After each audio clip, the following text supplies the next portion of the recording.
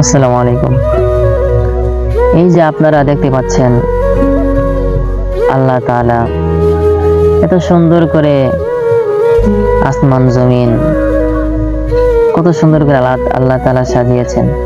গাছপালা, তরুলতা, সবুজ শ্যামল আল্লাহ তাআলা পৃথিবী বানিয়েছেন। আল্লাহ তাআলা দুনিয়াকে অনেক সুন্দর করে বানিয়েছেন। তার মধ্যে আল্লাহ তাআলা নিজ কুদরতি হাতে আল্লাহ তাআলা এক মাখলুক সৃষ্টি করেছেন। ওমা খালাকাতুল জিন্না ওয়াল ইনসা ইল্লা লিয়াবুদুন। আল্লাহ তাআলা মানুষ এবং জিন জাতিকে সৃষ্টি করেছেন একমাত্র আল্লাহ তাআলার ইবাদতের জন্য। কুল্লু নাফসিন যায়িকাতুল মাউত। প্রতিটি প্রাণী মৃত্যুর সাথে আবার গ্রহণ করতে হবে।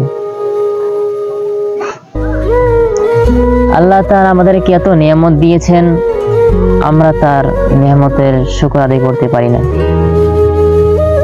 মানুষ যদি সারা জীবনও আল্লাহ তাআলা নিয়ামতের শুকর আদায় করতে থাকে তাহলেও কখনো শেষ হবে না।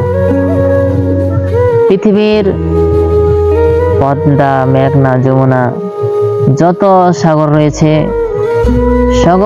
সকল সাগরের পানিকে যদি কলমের কালি বানানো হয় আর পৃথিবীর সকল গাছপালাকে যদি কলম বানানো হয়, সেই কলম দ্বারা যদি আল্লাহ তাআলার শুকরিয়া আদায় আমরা যদি লিখতে থাকি, তারপর আল্লাহ তাআলার নিয়ামতের শুকরিয়া শেষ হবে না।